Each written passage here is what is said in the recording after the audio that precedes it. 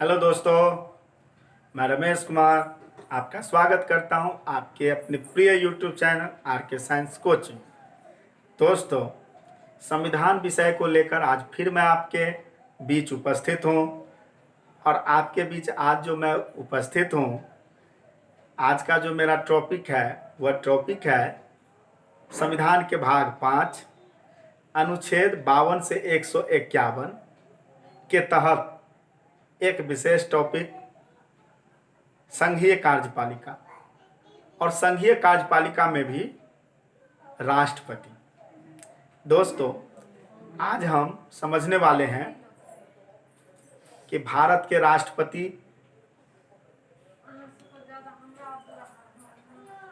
कैसे बनते हैं, उसके लिए योग्यता क्या है, उसकी प्रक्रिया क्या है, राष्ट्रपति बनने के लिए वोट कौन देते हैं यानी निर्वाचक मंडल, उसके शपथ ग्रहण कैसे होते हैं, वो अपना पद कैसे छोड़ते हैं, उस पर महाभियोग कैसे लगता है, या राष्ट्रपति के चुनाव से संबंधित कोई विवाद होता है तो उसका निपटारा कैसे होता है। तो इस तरह से दोस्तों इस वीडियो में हम लोग यही सब बातों को जानने वाले हैं। यदि आप चाहते हैं कि हमारे साथ इन सभी बातों को समझे तो दोस्तों हमारे वीडियो में अंतिम देर तक बने रहिएगा, आप सभी बातों को निश्चित ही समझिएगा। ठीक है दोस्तों, चलिए शुरू करते हैं। भाग 5 संविधान का बहुत महत्वपूर्ण, जिसमें संघ सरकार का चर्चा है, बहुत लंबा टॉपिक, इसीलिए इसको खंड में हम लोग देखेंगे। तो संघ सरकार के कई अंग होते हैं, 3 अंग होते हैं, व्यवस्थापिका, न्याय कार्यपालिका और न्यायपालिका। तो सबसे पहले हम लोग आज बात करने वाले हैं कार्यपालिका की, यानी संघीय कार्यपालिका। और संघीय कार्यपालिका के बारे में हम लोग अनुच्छेद 52 से 78 तक के बीच में पढ़ेंगे, बोर्ड पर लिखा हुआ आपको मिल जाएगा। तो चलिए दोस्तों हम लोग बात कर लेते हैं संघीय कार्यपालिका की। तो संघीय कार्यपालिका की बात करने से पहले आपको यह जानना होगा कि हमारे देश का जो शासन व्यवस्था है, शासन प्रणाली है, वो कैसा शासन प्रणाली। तो दोस्तों हमारे देश का जो शासन प्रणाली है वो संसदात्मक शासन प्रणाली। कैसा है?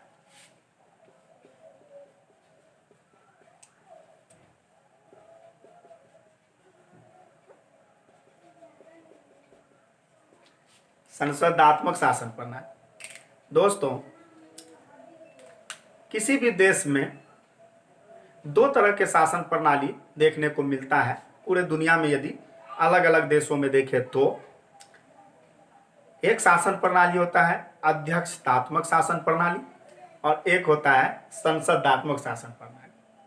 हमारा जो भारत है, हमारे भारत में जो शासन प्रणाली है वो है संसदात्मक शासन प्रणाली।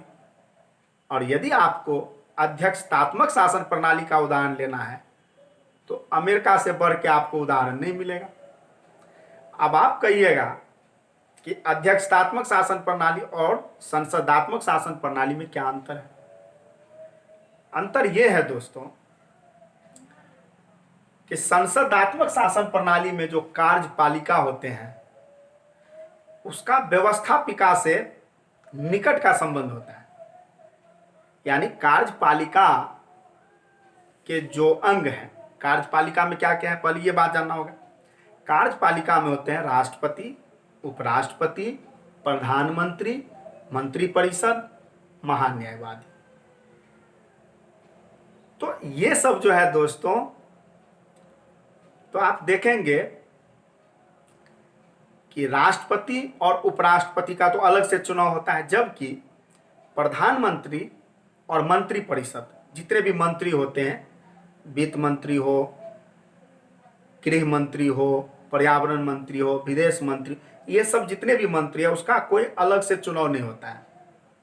प्रधानमंत्री का कोई अलग से चुनाव नहीं होता है, बल्कि लोकसभा के जो सदस्य होते हैं और राज्यसभा के जो सदस्य होते हैं उसी सदस्यों में से प्रधानमंत्री और मंत्रिपरिषद चुना जाता है।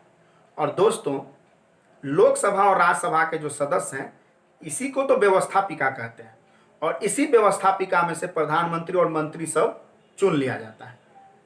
तो इसीलिए कहते हैं जो कार्यपालिका और व्यवस्थापिका में निकट का संबंध होता है, जबकि अध्यक्षतात्मक शासन प्रणाली में ऐसा नहीं होता है।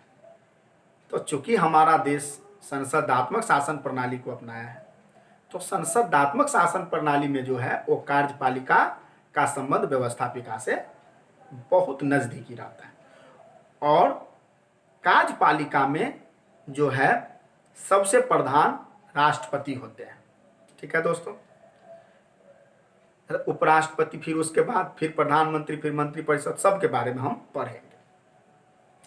तो राष्ट्रपति जो होते हैं वो नाम मात्र के कार्यपालिका होते हैं, उपराष्ट्रपति जो होते हैं वो नाम मात्र के कार्यपालिका के अंग होते हैं, जबकि प्रधानमंत्री और मंत्रिपरिषद जो है वो वास्तविक कार्यपालिका है। यानी कि आप यह कह सकते हैं कि कार्यपालिका का प्राण है वो।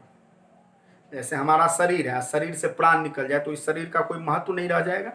इसी तरह से दोस्तों राष्ट्रपति, उपराष्ट्रपति, प्रधानमंत्री, मंत्रिपरिषद, महान्यायवादी, ये सब कार्यपालिका के अंग हैं। और इसमें से यदि प्रधानमंत्री और मंत्रिपरिषद को निकाल दिया जाए तो समझिए कि कार्यपालिका बेजान हो गया, मर गया। तो प्रधानमंत्री और मंत्रिपरिषद को वास्तविक कार्यपालिका कहते हैं, जबकि राष्ट्रपति, उपराष्ट्रपति इसको क्या कहते हैं? नाम मात्र के कार्यपालिका। तो दोस्तों एक एक करके हम सबके बारे में पढ़ेंगे। संघीय कार्यपालिका में जितने भी चीज हैं, जितने भी अंग हैं, सबके बारे में पढ़ेंगे। तो शुरू करते हैं राष्ट्रपति से। तो चलिए दोस्तों, हम राष्ट्रपति से जुड़े हुए जो अनुच्छेद हैं, अनुच्छेद सहित हम लोग बात करते जाते हैं। तो संविधान का जो अनुच्छेद 52 है वो कहता है कि भारत का एक राष्ट्रपति होगा, और राष्ट्रपति का क्या होगा? चुनाव होगा। यानी कि गणतंत्रात्मक शासन व्यवस्था है। दोस्तों राष्ट्रपति हमारे देश का जो है वो प्रथम नागरिक माना जाता है, प्रथम व्यक्ति माना जाता है, कार्यपालिका के प्रधान माने जाते हैं, और संघीय कार्यपालिका का शक्ति राष्ट्रपति में निहित होता है। ये बातें अनुच्छेद 53 में बताई गई है। उसी राष्ट्रपति की बात हो रही है। वो जो राष्ट्रपति है उसका चुनाव होता है। तो राष्ट्रपति चूंकि देश के प्रमुख हैं, और देश के प्रमुख का यदि चुनाव हो, चुन करके आए, तो ऐसे देश के शासन को गणतंत्र कहते हैं। वैसे देश को गणतंत्र कहते हैं। आप इंग्लैंड को गणतंत्र नहीं कह सकते, क्योंकि वहां के जो राज्य प्रमुख है वो कौन होती है? राजा होते हैं, और उसका चुनाव नहीं होता है। उसका पद क्या है? वंशानुगत है। महारानी अभी होती है, उसका पद वंशानुगत है, तो वो गणतंत्र नहीं है। जबकि भारत क्या है? गणतंत्र। तो जहां पर अनुच्छेद 52 कहता है कि भारत के एक राष्ट्रपति होंगे, अनुच्छेद 53 राष्ट्रपति के पद और प्रतिष्ठा को बताता है। अनुच्छेद 54 की बात हम लोग करें तो दोस्तों अनुच्छेद 54 में राष्ट्रपति के निर्वाचक मंडल की बात की गई है। यानी कि राष्ट्रपति के चुनाव में वोट कौन देंगे। तो दोस्तों राष्ट्रपति के चुनाव में वोट हम और आप यानी आम जनता नहीं देते हैं। यानी कि राष्ट्रपति का चुनाव प्रत्यक्ष चुनाव से नहीं होता है, अप्रत्यक्ष चुनाव से होता है। प्रत्यक्ष चुनाव उस चुनाव को कहते हैं जिसको जनता डायरेक्ट वोट देता है। जैसे लोकसभा में, जैसे विधानसभा में, जैसे पंचायत, ग्राम पंचायत में डायरेक्ट आप वोट देते हैं जिसको देना हो। तो डायरेक्ट जो वोट देते हैं उसको प्रत्यक्ष मत प्रणाली कहते हैं। जबकि यदि जनता डायरेक्ट वोट न दे, जनता के प्रतिनिधि वोट दे, तो ऐसे मत प्रणाली को अप्रत्यक्ष मत प्रणाली कहते हैं। तो राष्ट्रपति का चुनाव होता है अप्रत्यक्ष मत प्रणाली से। कैसे होता है? अप्रत्यक्ष मत प्रणाली से। और उसमें वोट कौन देते हैं इसके बारे में हम समझते हैं। दोस्तों राष्ट्रपति को वोट देते हैं संसद के निर्वाचित सदस्य। अब संसद कहिएगा तो संसद के दो सदन है, लोकसभा, राज्यसभा। लोकसभा और राज्यसभा लोकसभा में 545 सदस्य हैं। 545 में आप देखेंगे 2 जो है वो मनोनीत होते हैं, मनोनीत, और 543 जो है ये होते हैं निर्वाचित। ये 2 सदस्य को लोकसभा में राष्ट्रपति खुद मनोनीत करते हैं और 543 सदस्यों का चुनाव जनता करते हैं। जबकि राज्यसभा में 245 सदस्य होते हैं, जिसमें 12 सदस्य मनोनीत होते हैं, मनोनीत, और 233 सदस्य निर्वाचित होते हैं।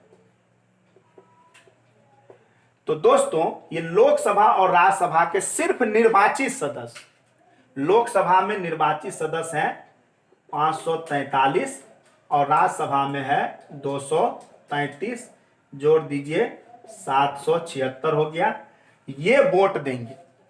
मनोनीत सदस्यों को वोट देने का अधिकार नहीं है। क्यों नहीं है?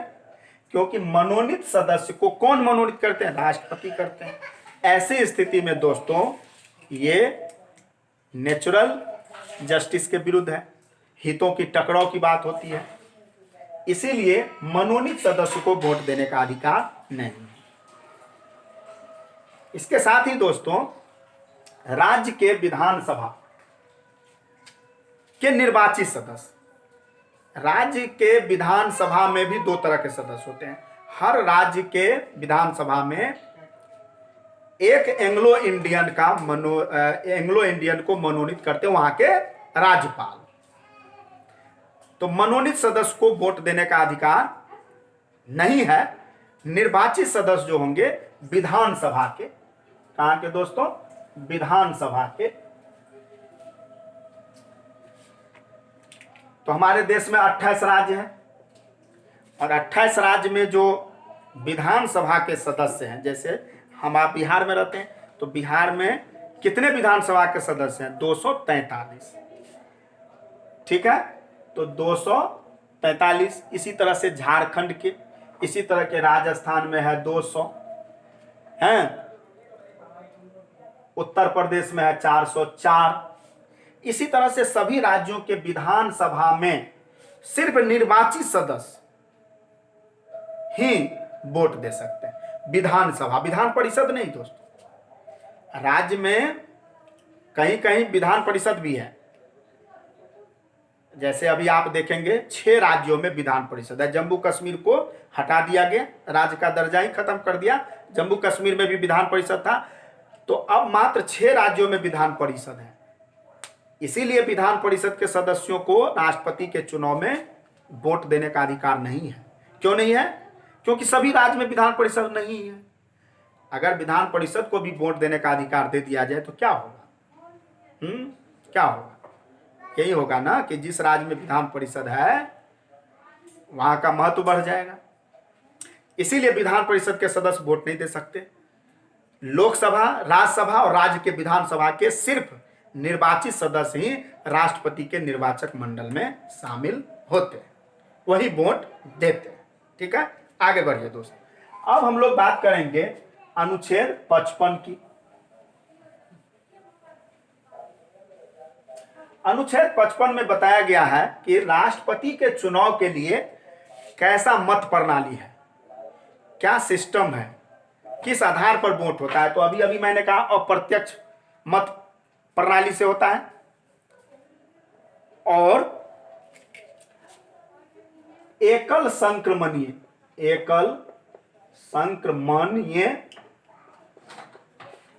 हस्तांतरित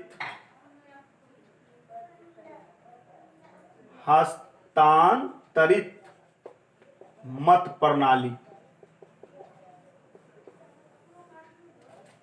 के आधार पर राष्ट्रपति का चुनाव होता है, यानी कि राष्ट्रपति के वोट होते हैं, वोट दिए जाते हैं। अब इसका क्या मतलब हुआ? देखिए दोस्तों, चुनाव 2 प्रकार से हमारे देश में हो रहा है। एक जो चुनाव है उसको कहते हैं फर्स्ट पास्ट द पोस्ट, यानी कि जिसको सबसे अधिक मत आ गया वो जीत गया। अब मान के चलिए कि कहीं पर 100 वोटर है, 100 वोट है, वोट 100 लोगों को देना है। कैंडिडेट 7 खड़े हैं, तो 7 खड़े हैं तो एगो को मिल गया 30, दूसरे को मिल गया 25, फिर मिल गया 27, 12, 14, 6, इस तरह से मिल गया। ये करेक्ट नहीं है, एक उदाहरण बता रहे हैं आपको। तो इसमें देखिए दोस्तों, ये इसको 30 मिला ना, मात्र 30 लोगों ने वोट दिया इसको, लेकिन इसको जीत घोषित कर दिया गया। लोकसभा, राज्य के विधानसभा और ग्राम पंचायत में इसी आधार पर चुनाव होते हैं, ठीक है। जबकि राष्ट्रपति के चुनाव में और उपराष्ट्रपति के चुनाव में दोस्तों ये तरीका नहीं होता है। तो क्या होता है दोस्तों, उसमें एक कोटा निर्धारित किया जाता है, उस कोटा को प्राप्त करना पड़ता है। यानी हर हाल में आधा से अधिक वोट जिसको मिलेगा उसी का जीत होगा, ठीक है। एक तो ये अंतर है। दूसरा अंतर क्या है कि जैसे आप जो मशीन में बटन दबाने गए तो किसी एक बटन को दबा दिए, राष्ट्रपति और उपराष्ट्रपति में ऐसे नहीं होता। पहले अभी राष्ट्रपति की बात हम लोग कर लें। राष्ट्रपति में क्या होता है, जितने कैंडिडेट होते हैं सबको वोट देना पड़ता है, उसमें प्राथमिकता चयन करना पड़ता है। 1 नंबर, 2 नंबर, 3 नंबर, 4, मतलब आप सबसे ज्यादा किसको पसंद करते हैं, यानी सबसे पहले आप किसको चाहते हैं कि राष्ट्रपति रहे। अगर वो नहीं तो 2 नंबर में किसको चाहते हैं, वो नहीं तो 3 नंबर में किसको चाहते हैं, वो नहीं तो 4 नंबर में किसको चाहते हैं। इस आधार पर वोट हर व्यक्ति देता है, हर नागरिक, मतलब कि हर वोटर। इसमें तो वोटर कौन है वो बता ही दिया आपको, ठीक है दोस्तों। और वोट क्या होता है, हस्तांतरित भी होता है, ट्रांसफर। अब मान के चलिए हम वोट दिए, 1 नंबर पर जिसको हम चुन रहे थे वो सबसे नीचे आ रहा है, तब हमारा वोट जो है उसमें चला जाएगा, जिसको हम 2 नंबर में चुने थे उसमें हमारा वोट ट्रांसफर हो जाएगा, हस्तांतरित हो जाएगा। इसीलिए इस तरीके का नाम जो है एकल संक्रमणीय हस्तांतरित मत प्रणाली कहा जाता है, ठीक है दोस्तों। अब चलिए तीसरा अंतर क्या है। हम लोग जो वोट देते हैं लोकसभा में, विधानसभा में और ग्राम सभा में, ग्राम पंचायत में, उसमें क्या होता है, हमारे वोट का महत्व एक ही होता है। चाहे हम हो चाहे कोई भी आदमी हो, सबके वोट का मूल्य समान होता है। लेकिन यहां पर क्या होता है दोस्तों, मत मूल्य अलग अलग होता है। अब ये मत मूल्य कैसे होता है, इसको निर्धारित करने का फॉर्मूला बना है। इस फॉर्मूला का भी चर्चा अनुच्छेद 55 में। तो चलिए क्या फॉर्मूला है वो समझिए। यदि एक विधायक वोट देंगे तो उसके वोट का कितना गिनती होगा, कितना मूल्य होगा, ये देखिए। और दोस्तों हर राज्य में अलग अलग हो जाता है। कैसे? फॉर्मूला के आधार पर। देखिए क्या है फॉर्मूला। तो इस फॉर्मूले के आधार पर आप देखेंगे कि एक विधायक का वोट क्या होता है। सबसे पहले ये देखिए, तो एक विधायक का मत मूल्य क्या होता है। क्या होता है दोस्तों, राज्य की जनसंख्या बट्टे, है ना, विधानसभा में, राज्य के विधानसभा में निर्वाचित सदस्यों की संख्या। मतलब राज्य की जनसंख्या में क्या कीजिए, जितना सीट है उतना से भाग दे दीजिए। यदि आप बिहार की बात करते हैं तो मान के चलिए बिहार की जनसंख्या 15 करोड़ है और यहां पर निर्वाचित सदस्य है 243, तो 243 से भाग दीजिए। इसके बाद दोस्तों इसमें गुना कीजिए 1/1000 से, यानी कि आप क्या करिए, फिर से भाग दीजिए 1000 से। यहां पर जितना होगा उसमें फिर 1000 से भाग दीजिए, और जितना आएगा वही एक विधायक का मत मूल्य होगा। और ऐसा करने से शेष पर भी ध्यान देना होगा। यदि शेष 500 से कम आएगा तो भागफल जितना आएगा उतना ही रहेगा। यदि शेषफल 500 से एक भी ज्यादा होगा या 500 होगा तो दोस्तों जितना भागफल होगा उसमें एक जोड़ दिया जाएगा। और ये हर राज्य में अलग अलग होगा। क्यों? क्योंकि जनसंख्या क्या है, हर राज्य का अलग अलग है, इसीलिए एक विधायक का मत मूल्य सभी राज्य में अलग अलग होगा। उत्तर प्रदेश की बात करेंगे दोस्तों, उत्तर प्रदेश की जनसंख्या लगभग 20-22 करोड़ है, 22 करोड़ है, और वहां पर 404 सदस्य भी हैं विधानसभा के। भाग दीजिए फिर जो है सो 1000 से फिर भाग दीजिए, चाहे इतना से गुना करिए, तो वहां का ज्यादा हो जाएगा। और जिस राज्य की जनसंख्या कम है वहां पर एक विधायक का मत मूल्य क्या हो जाएगा, कम हो जाएगा। और यही विवाद की मुद्दा है दोस्तों। यहां पर जो जनसंख्या लिया जाता है, जनसंख्या जो आधार माना जाता है, 1971 की जनसंख्या को आधार माना जाता है। क्यों?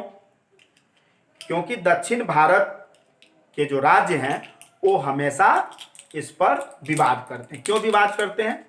इसलिए विवाद करते हैं दोस्तों कि दक्षिण भारत के राज्यों को कर्नाटक, केरल, तमिलनाडु, आंध्र प्रदेश, इन राज्यों का कहना यह है कि जब देश में जनसंख्या नियंत्रण के लिए मुहिम चला तो उस मुहिम में हम जनसंख्या को रोकने का प्रयास किए, जिस वजह से हमारे राज्यों में जनसंख्या वृद्धि रुक गया। जबकि उत्तर भारत के राज्यों में बिहार, उत्तर प्रदेश, राजस्थान, इधर जो है जनसंख्या वृद्धि नहीं रुका।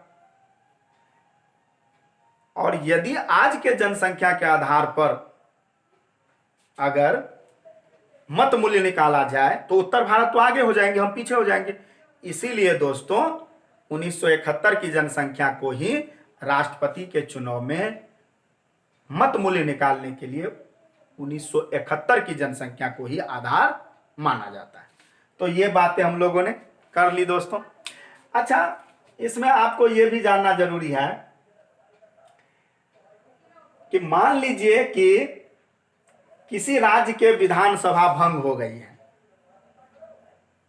तो क्या राष्ट्रपति के चुनाव रुक जाएंगे? नहीं दोस्तों, राष्ट्रपति के चुनाव हर हाल में होंगे। जैसे कि अभी जम्मू कश्मीर का जो है सो विधानसभा नहीं बना है, अब मान लीजिए आज राष्ट्रपति का चुनाव होगा, तो जम्मू कश्मीर के चलते राष्ट्रपति का चुनाव रुक जाएगा? नहीं रुकेगा। राष्ट्रपति का चुनाव हर हाल में होगा, चाहे एक राज्य, दो राज्य, पांचों राज्य या पूरे 28 के 28 राज्य के सब विधानसभा भंग हो गया हो, कोई सदस्य अपने कार्यकाल में नहीं हो, फिर भी दोस्तों राष्ट्रपति का चुनाव नहीं रुकेगा। क्यों? क्योंकि राज्यसभा जो है वो क्या है, अस्थायी सदन, वो भंग नहीं होते हैं। उसके जो सदस्य होंगे वही वोट दे देंगे, उसी वोट में हार जीत हो जाएगा। तो इस बात को भी ध्यान रखें। अब चलिए हम लोग बात कर लेते हैं दोस्तों, अनुच्छेद 56 की बात कर लेते हैं, जिसमें कार्यकाल और त्यागपत्र की बात की गई है। तो राष्ट्रपति का कार्यकाल 5 वर्ष का होगा, और यह 5 वर्ष उस दिन से गिना जाएगा जिस दिन वो शपथ ग्रहण लेते हैं, यानी पद पर बैठते हैं, उस दिन से 5 वर्ष तक होगा। ठीक है। यदि बीच में राष्ट्रपति का पद खाली हो जाता है और फिर से चुनाव होता है, तो राष्ट्रपति उस दिन से 5 साल तक रहेंगे। तो यह भी अंतर है दोस्तों, इधर लोकसभा, राज्यसभा, लोकसभा और विधानसभा के चुनाव और राष्ट्रपति के चुनाव में यह भी अंतर है।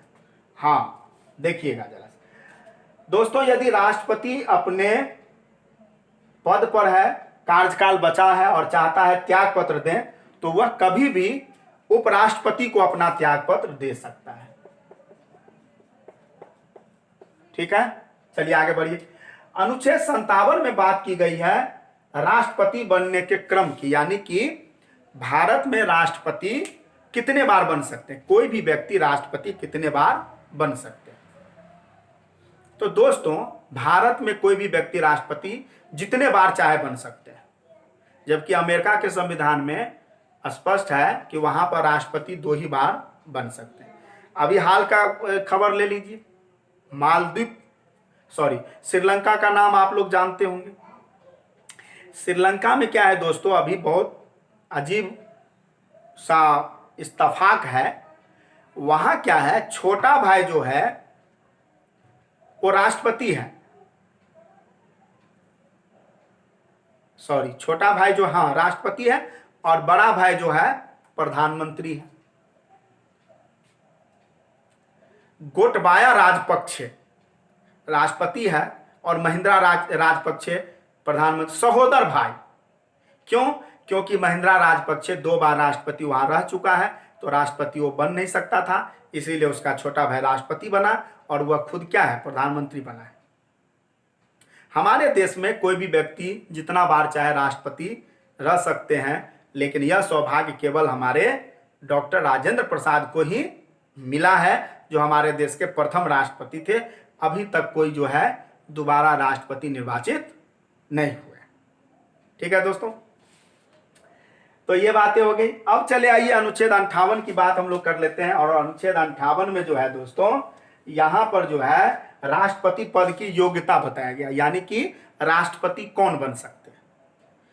आप खुद से भी मिलान कर सकते हो, क्या आप राष्ट्रपति बन सकते हो कि नहीं, योग्यता से मिलान करो, देखो क्या क्या योग्यता है राष्ट्रपति बनने के लिए। सबसे पहली योग्यता है भारत का नागरिक होना चाहिए। ठीक है। दूसरा योग्यता है कि न्यूनतम 35 वर्ष, न्यूनतम 35 वर्ष आयु हो। अधिकतम की बात नहीं है, अधिकतम जितना हो उससे कोई बहस नहीं है। ठीक है दोस्तों। तीसरा है कि लोकसभा के सदस्य बनने की योग्यता हो, यानी लोकसभा के सदस्य बनने की योग्यता रखता हो। चौथा है दोस्तों, किसी लाभ के पद पर न हो, किसी लाभ के पद पर न हो। देखिए, ये 4 योग्यता जो रखेंगे, जिनके पास है, वो भारत के राष्ट्रपति बन सकते हैं, वो चुनाव में खड़ा हो सकते हैं। लेकिन चलिए, लेकिन को जानने से पहले और लेकिन समझिए। पहला लेकिन ये समझिए कि लोकसभा के सदस्य बनने की योग्यता रखता हो, लोकसभा के सदस्य नहीं हो, एकदम क्लियर करिए, पहली बात। दूसरी बात कि लाभ के पद किसको कहते हैं। दोस्तों, हमारे संविधान में लाभ के पद को परिभाषित नहीं किया गया है, लेकिन लाभ का पद किसे नहीं माना जाएगा इसके बारे में कुछ बताया गया है। जैसे यदि लोकसभा के सदस्य हो, राज्यसभा के सदस्य हो, मंत्रिपरिषद में हो, या राज्य विधानमंडल के सदस्य हो, या राज्यपाल हो, या राष्ट्रपति हो, या उपराष्ट्रपति हो, इन पदों पर यदि है तो उनको लाभ के पद पर नहीं माना जाएगा, पहली बात। दूसरी बात, यदि कोई व्यक्ति ऐसे पद पर है जिसे छात्रवृत्ति बांटने का अधिकार है, वित्तीय अधिकार है,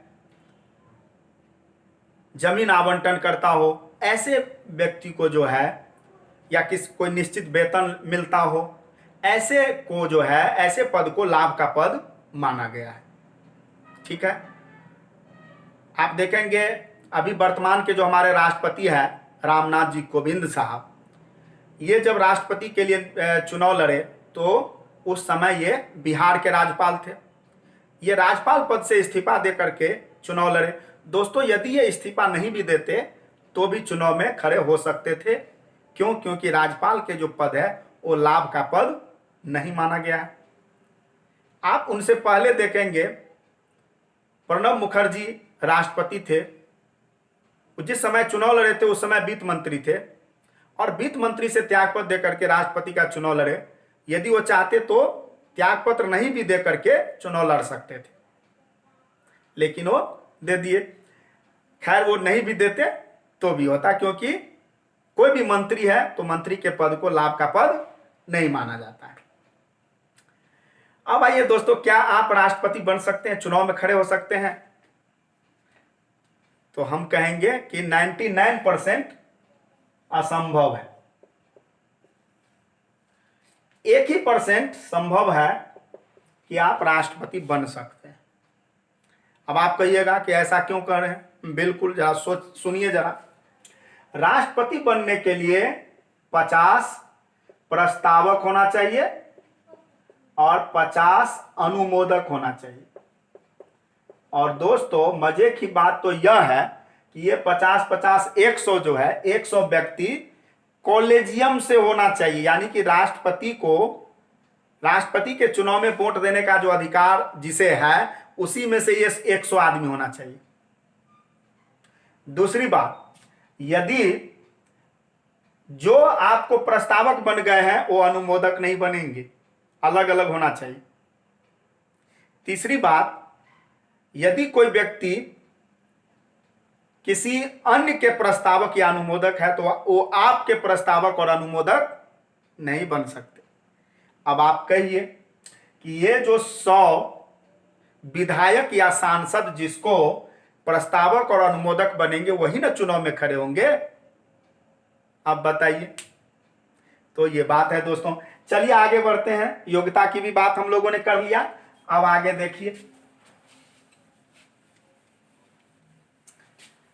देखिए अनुच्छेद 59 में जो है बातें की गई है राष्ट्रपति के पद की शर्त। यानी जब राष्ट्रपति बन जाते हैं, चुनाव में जीत जाते हैं, तब क्या होता है दोस्तों, राष्ट्रपति बनते ही वह जो है संसद या राज्य विधानमंडल के सदस्य नहीं होना चाहिए। यदि वो है उस समय सदस्य है भी तो उसको त्यागपत्र देना होगा, तब शपथ ग्रहण वो करेंगे, शपथ लेंगे। ठीक है, पहली बात। दूसरी बात, अन्य कोई लाभ का पद धारण नहीं कर सकते हैं। राष्ट्रपति किसी दूसरे लाभ के पद पर नहीं रह सकते। तीसरी बात, बिना किराया दिए राष्ट्रपति भवन में निवास करेंगे और उनके कार्यकाल में उनकी उपलब्धियां और उनके भत्ते जो है किसी भी हालत में कम नहीं की जा सकती है। तो ये इनकी शर्तें हैं। इसके बाद दोस्तों अनुच्छेद 60 में राष्ट्रपति के शपथ ग्रहण की बात की गई है। क्या बताया गया है कि राष्ट्रपति को जो है सो सर्वोच्च न्यायालय के मुख्य न्यायाधीश इनके पद के शपथ दिलाएंगे और राष्ट्रपति जो है सो संविधान की रक्षा